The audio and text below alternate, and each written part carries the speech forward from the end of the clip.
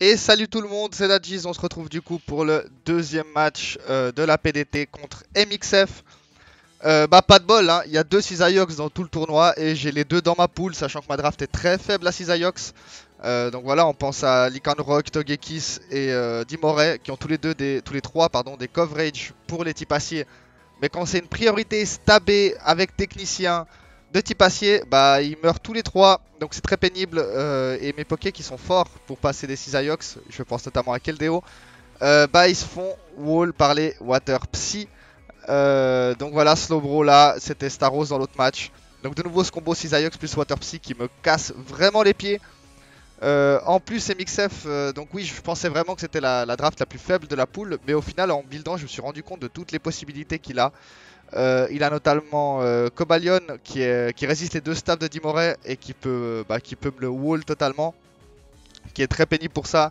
Il a Rotom Frost qui, s'il est joué par exemple Nasty Plot, donc Machination, Tonnerre et Blizzard, il peut gagner son duel contre Mega Florizard, Togekiss, Drampa, Empoleon, Gligar. Donc ça fait 5 de mes 6 Poké défensifs qui perdent leur duel vraiment contre le Rotom Frost.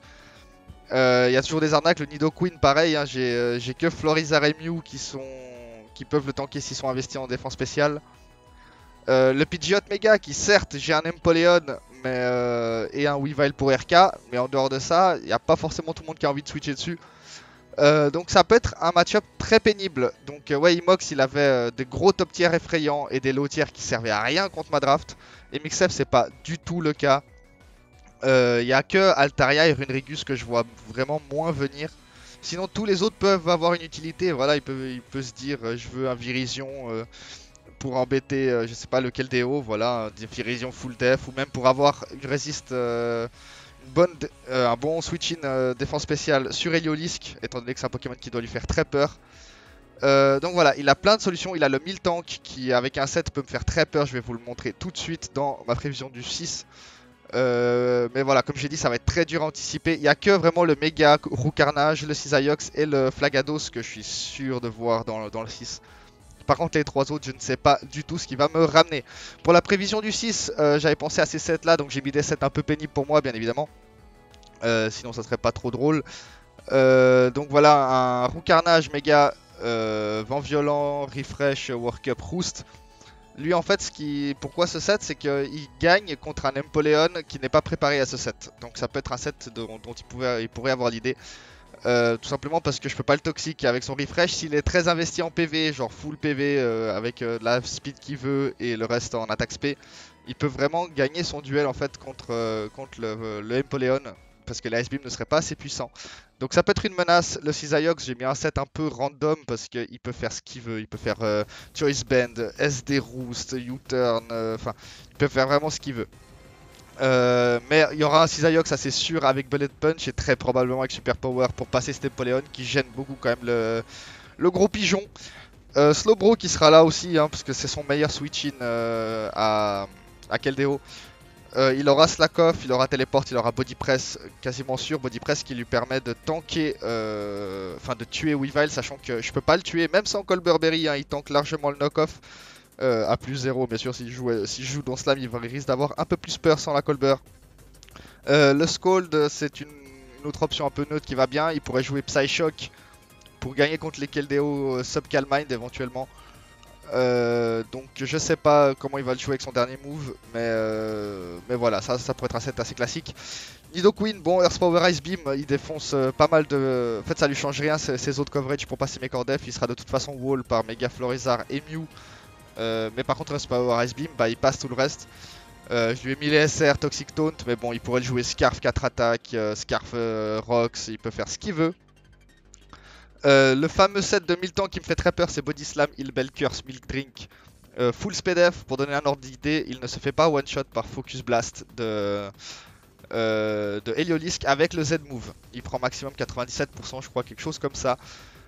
Donc ça fait peur ce set, il commence à passer des curses, surtout que mon Keldeo avec son Secret Sword, du coup il va taper dans la défense qu'il aura boosté, donc il risque de ne plus le passer.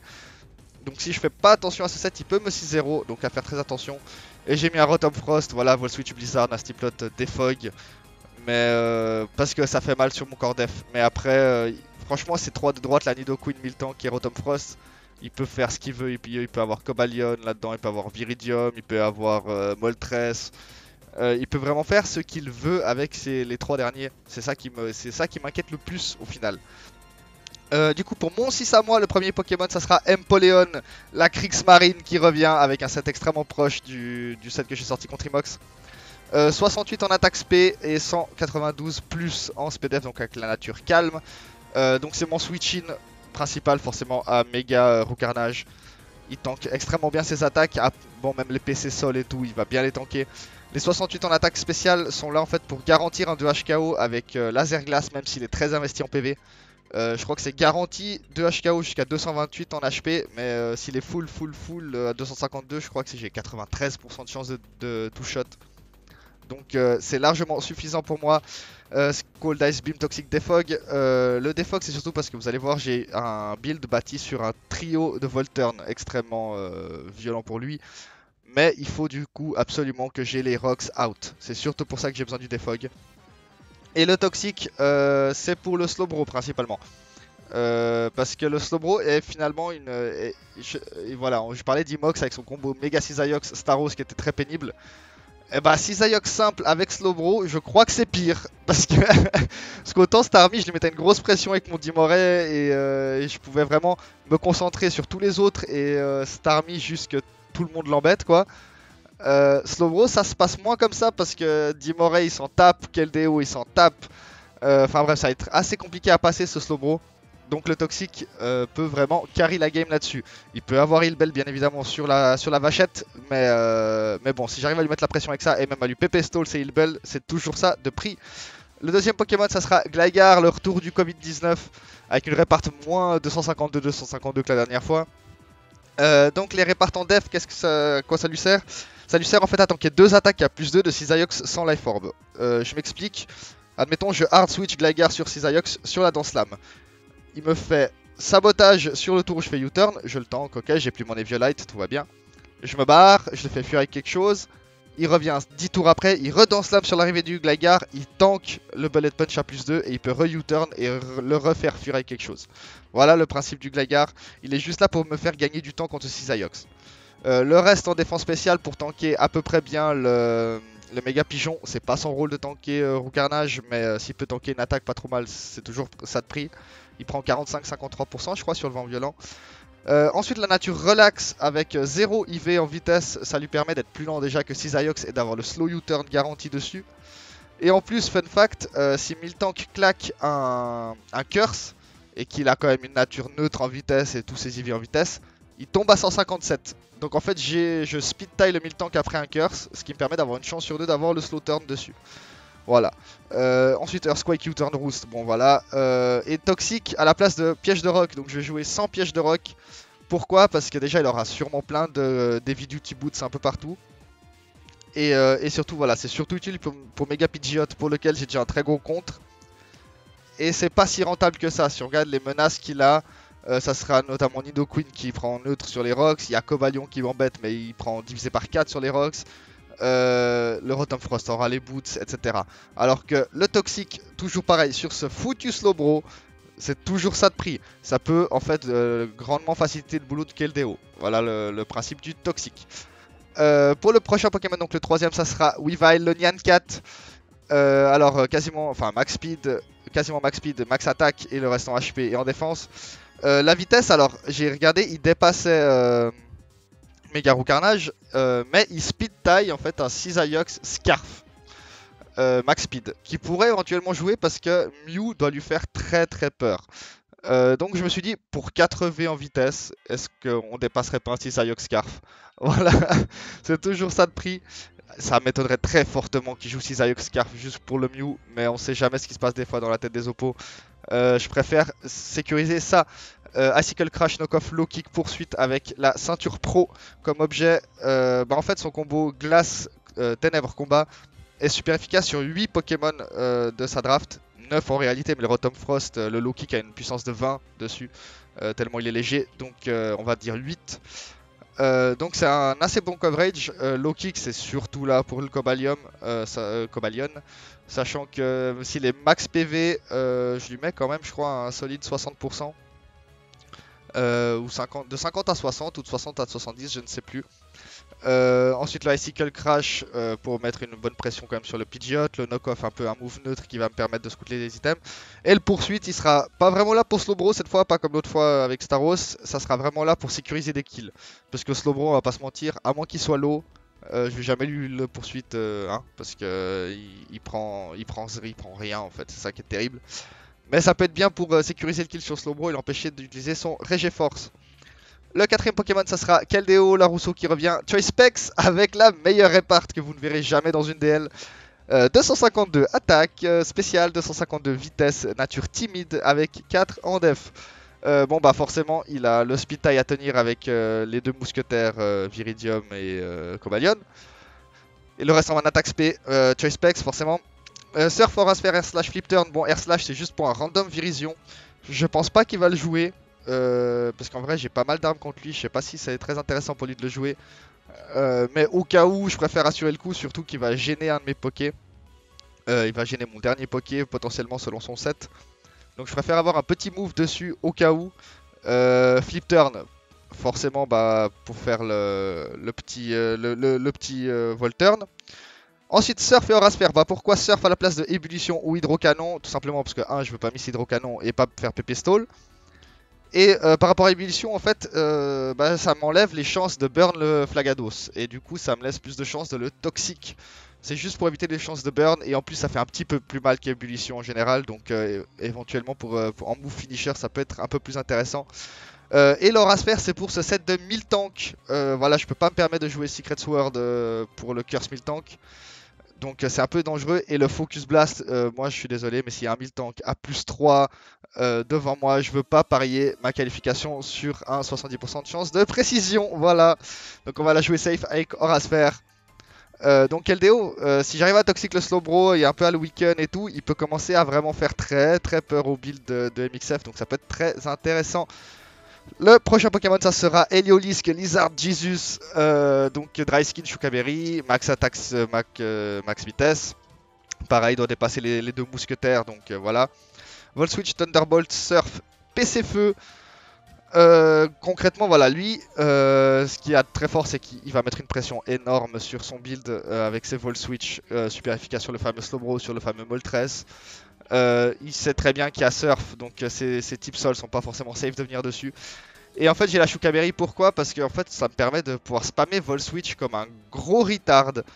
Et que s'il vient avec son type Sol, bah je peux le Surf free, tenir le prochain coup et le retuer derrière. Et en plus voilà, si je joue un Nidoqueen Scarf, ça va me permettre de le scout. PC Feu pour être un peu une sorte de RK à Cisaiox, même si je lui mets pas très cher. Bon, s'il est max HP, je crois que je lui mets quand même plus de 50%. Mais voilà, c'est pas très puissant Heliolisk. Mais ça peut toujours faire le taf. Niveau du talent, bah, j'ai hésité entre Dry Skin et Solar Power. Disons que Dry Skin me permet de venir sur des Skulls de Flagados, mais ça m'offre une demi-faiblesse au feu, donc aux Heat Wave de Roucarnage. Donc j'ai hésité à jouer Solar Power pour ça, mais au final je me dis que Flagados c'est une plus grosse menace que Mega Pigeon là. Donc j'ai penché pour Dry Skin, on verra bien ce que ça fait. Heliolisk en tout cas peut être un Pokémon qui lui fait vraiment très peur et lui mettre vraiment beaucoup de pression. Ça m'étonnerait pas, voilà, s'il joue un Virizion ça serait juste pour lui.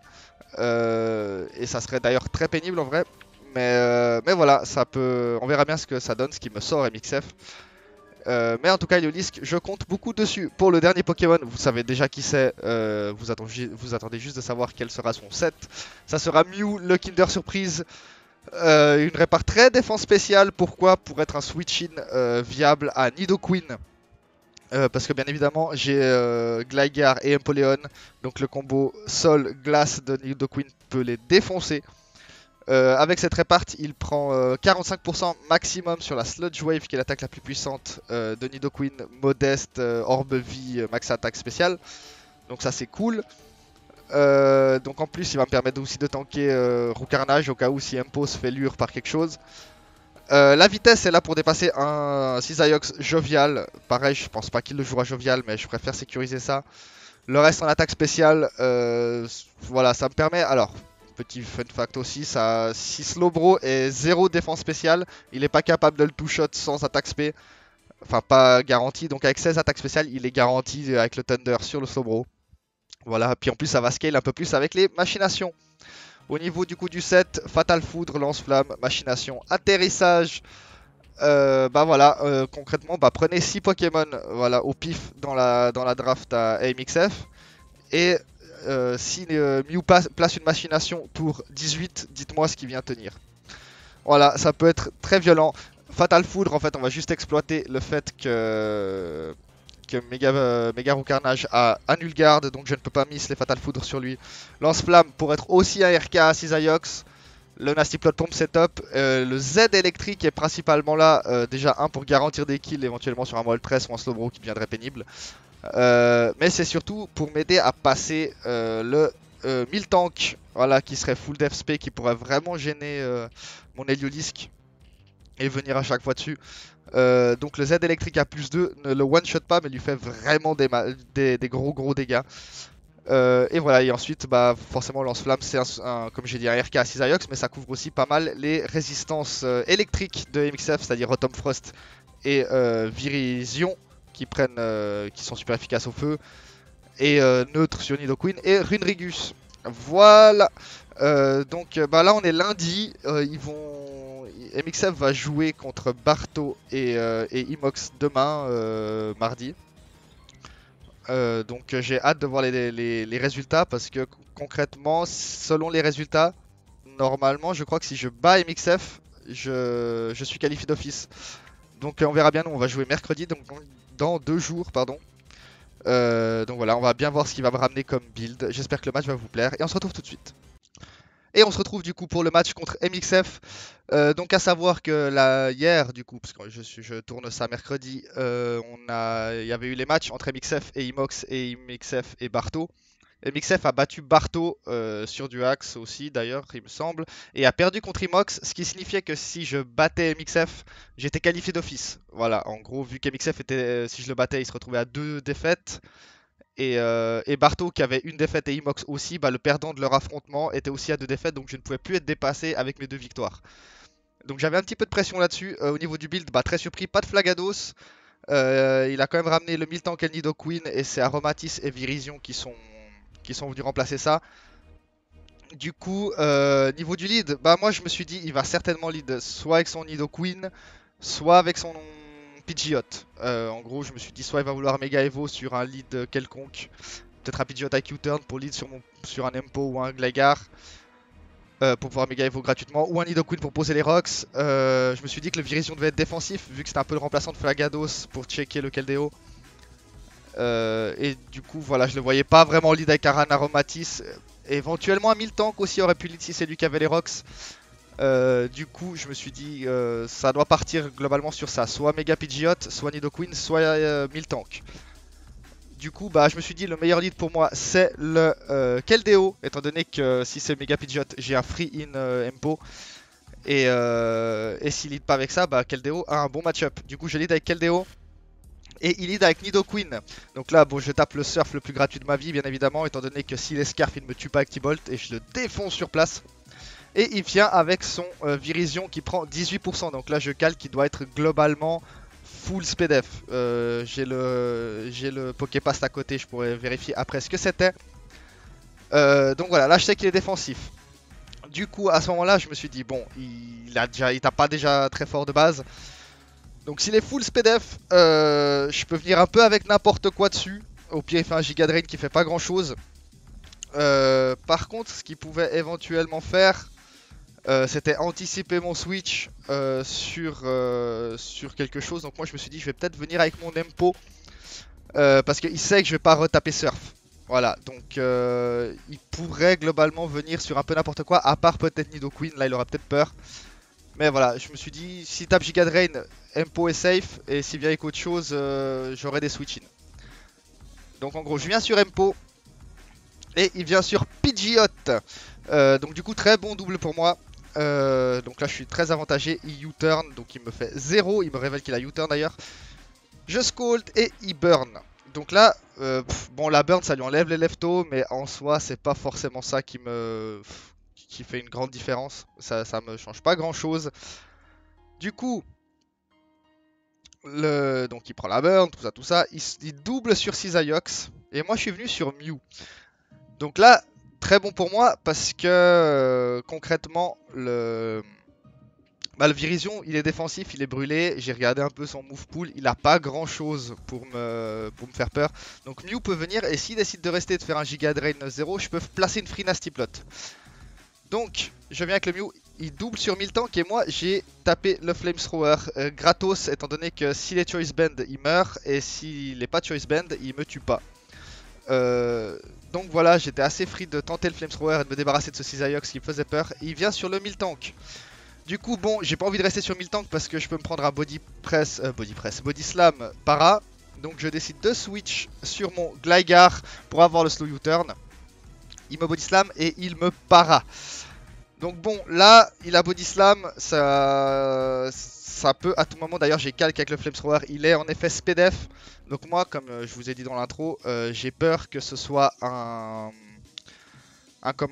curse. Donc je vais taper U-turn pour avoir le slow U-turn, voir ce qu'il fait et éventuellement ramener mon Keldeo. Donc là il ramène Nidoqueen et je suis para-axe.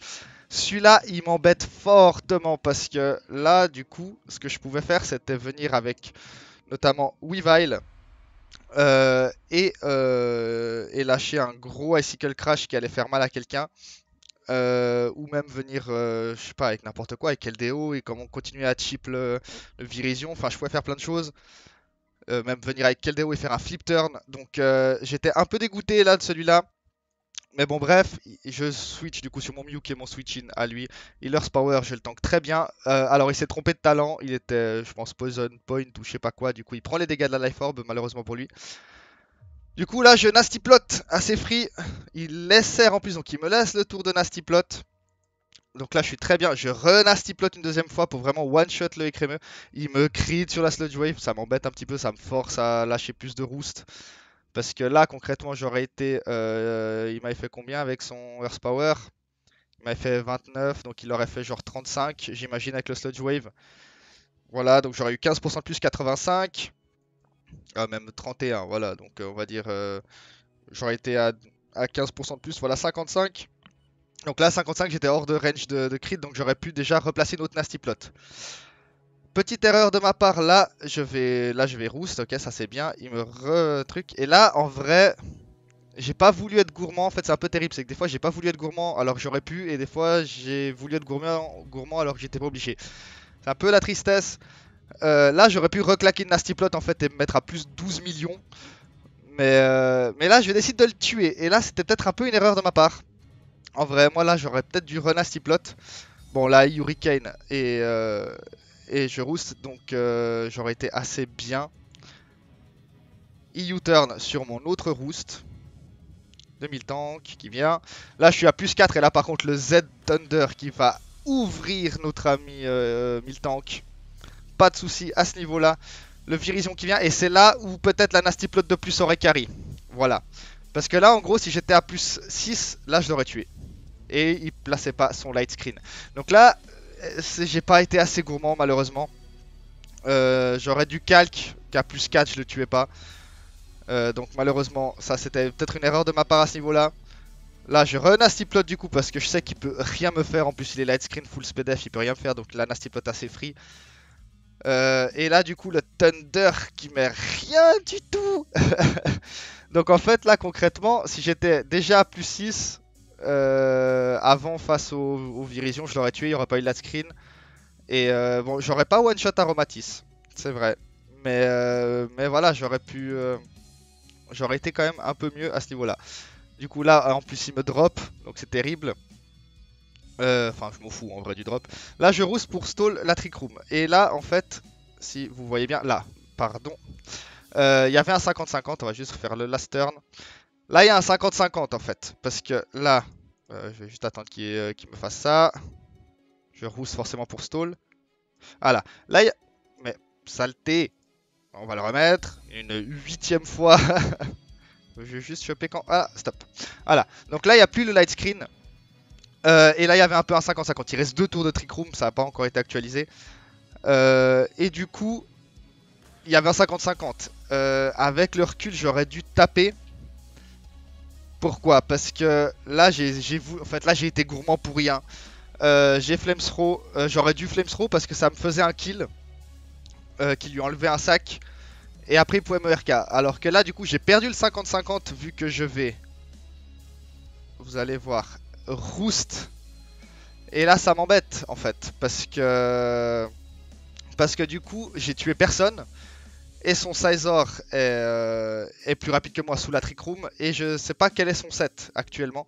Étant donné qu'il n'a encore jamais attaqué, il peut être Choice Bend en fait. C'est ça qui me fait très peur, c'est le Choice Bend U-Turn qui me défonce sur place. Donc je suis forcé de switch. Et c'est là où c'était un peu dangereux de sa part, c'est parce qu'il knock off. Donc ça veut dire que si je restais comme un débile, bah en fait il me tuait pas vu qu'en plus j'avais utilisé mon Z-move, enfin voilà. Donc je tenais 100%, hein. Bref, du coup il tape mon Keldeo. Mon Keldeo qui va lâcher son surf parce que de toute façon il finit le Virizion. Donc ça c'est pas un problème. Là il va venir du coup sur le Mega Roucarnage. Je viens avec Empo. Il Hurricane. Et il me confus. Bon. Là j'ai pas trop réfléchi. Parce qu'en plus, enfin, dans ma tête là c'était win en fait. Il pouvait plus gagner dans ma tête vraiment. Le problème c'est qu'il va avoir beaucoup de chance. C'est que là, bon, là moi je tape des ébullitions. Hein. Justement, je veux pas lui laisser de switch safe à rien. Donc je tape mon ébullition. Forcément, il U-turn, il se barre. Aromatis qui vient. Et je me tape dans ma confusion. Donc là, son Aromatis, je vais vous dire ce que c'était. C'était un full PV, full attaque SP. Donc à mon avis, il mourrait 100% de l'Empoleon. Hein. Aromatis, full PV, full attaque SP. Donc pas de défense. 26-32. Voilà, donc là, il mourrait déjà. Si j'étais pas confus et si je m'étais pas tapé dedans. Donc ça, c'est triste. Mais ça encore, c'est pas trop grave. Aromatis n'est plus une menace pour moi. Là, je décide de retaper Scald parce qu'il a Thunderbolt potentiellement. D'ailleurs, je pense qu'il l'avait. Oui, il l'avait Thunderbolt, mais je le tiens à 100% et j'ai quand même assez de vie pour embêter le Pidgeot. Et de toute façon, j'ai encore 6 Pokémon. En fait, c'est ça mon problème. Donc là, moi je tape mon Scald, hein, j'en ai rien à faire. Et il switch sur Cisaiox. Et ça, c'est dramatique parce que je me retape dans la confusion. Et si on regarde son Cisaiox, qui était comme ça, qui était de mémoire Adamant 120 HP, voilà, c'est ça. Donc Adamant avec 120 en HP, je lui mettais au minimum, tac tac tac, je regarde que j'ai rien oublié, voilà, je lui mettais au minimum 39%, voilà, au strict minimum 39%. Donc là, il aurait été au strict minimum à 61%. Voilà, si je mettais vraiment le min-roll de l'absolu. Et bah là, je switch sur Gligar. Et c'est là une erreur de ma part, c'est que j'ai voulu le 6-0. En fait, là, dans ma tête, c'est ça mon problème, c'est que je me suis fait axe et je suis resté dans mon optique de je peux plus perdre. Voilà, c'est ça mon vrai problème. Franchement, ça m'a axe et j'étais là, non, mais tranquille. Et je viens avec Gligar et ça, c'est une grosse erreur parce que ça va me coûter la game. Parce que finalement, je U-turn. Voilà, il re-SD, il a tenté l'arnaque. Et là, mon Keldeo tient. Forcément, il la tient, hein. Ça, c'est pas un problème. Par contre, le surf, et voilà. Et là, les 39% minimum de Empoleon qui joue. Parce que du coup, il meurt pas. Et en fait, je vous explique. Bah, j'ai plus rien pour le tuer.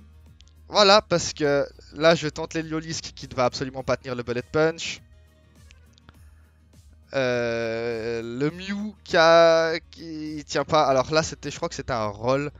Si je dis pas de bêtises, Sizor Adamant max attaque, il était max, hein, max. 252, ouais, à plus 4 face à mon Mew. C'était un rôle quand même globalement son avantage. Donc si moi j'étais à Steels Rock, il avait 50% de chance de me tuer. Voilà, il avait littéralement 50% de chance de me tuer si j'avais eu les 16, admettons, au lieu des 16 en attaque. Il avait plus que 37%, donc c'est dommage, là la spread. Donc là c'était un 50-50 sur les rolls, donc ça passe de son côté. Donc là, si je le tiens à 1 PV et que je le tue, j'ai gagné, hein, parce que Weavile termine. Donc aussi un 50% de chance qui passe. Là le problème c'est que mon Kriegsmarine ne tient pas bien évidemment. Et là le Gligar ne peut pas le tenir non plus. Enfin il le tient mais... Enfin non il le tient absolument pas. En plus je me fais para. Bon j'avais U-turn. Non j'avais Earthquake. Donc ça changeait rien. Même s'il le tuait, enfin s'il le tuait, ouais, mais je suis même pas sûr que je le tuais en vrai. Hein. Bligard sur son Sizor, 27-32, fallait que je fasse un max roll pour le tuer, ça changeait rien là en vrai. Là je me refais para sur le U-turn, donc c'est un peu triste. Ça changeait rien hein, en soi. Donc à ce moment-là, la game est perdue. En vrai, c'était un choke de ma part à cause du. Enfin, j'avais. Comment dire le axe plus le trou de confiance en moi m'a fait commettre une erreur.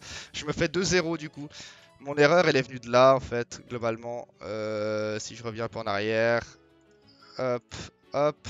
Non, encore un peu. Donc là, bien avec le Sizor, là, je me fais para. Confusé. Donc là. Une de mes chances c'était de retaper. Parce que la confusion, je sais plus combien de temps ça dure, mais au bout d'un moment ça faisait déjà 2 tours et je me suis tapé dedans. J'aurais pu retenter la scold, parce que 3 confusions de suite c'est un peu trop. Et tenter la burn, j'aurais dû soit rester, soit switch hard sur Heliolisk. Qui, bah Heliolisk en fait, même si. Alors il était même pas Okaberry. Donc 90, il était full vie, donc je le tuais même pas. Mais même s'il était Okaberry, hop, je lui mettais quand même 45-53 et il était à range de Keldeo. Sans pouvoir se placer, donc là ça a été une grosse erreur de ma part. J'ai trop de confiance en moi, puis le axe qui me coûte la game du coup. Voilà, bah triste, du coup ça veut dire que je suis en 1-1. J'ai gagné 2-0, j'ai perdu 2-0. Du coup lui il est en 2-1. Ça va dépendre. En fait, déjà, il faut que je gagne absolument contre Barto, sinon je suis éliminé. Et même si je gagne avec Barto, potentiellement ça risque d'être serré, surtout si Imox bat Barto. En fait, c'est ça. Si Imox bat Barto et que je bats Barto, ça va se jouer en fait au goal average. Donc il faut que je fasse une belle victoire contre Barto, ça va vraiment pas être facile. Du coup, bah ça me saoule un petit peu. Mais bon, tant pis. Bah on va tryhard ce dernier match. Hein. Qu'est-ce que vous voulez que je vous dise? Bah, j'espère que le match vous a plu et on se retrouve tout bientôt du coup pour le dernier match de qualif. Et en attendant, je vous fais des gros bisous et je vous souhaite une bonne journée. Allez, ciao ciao.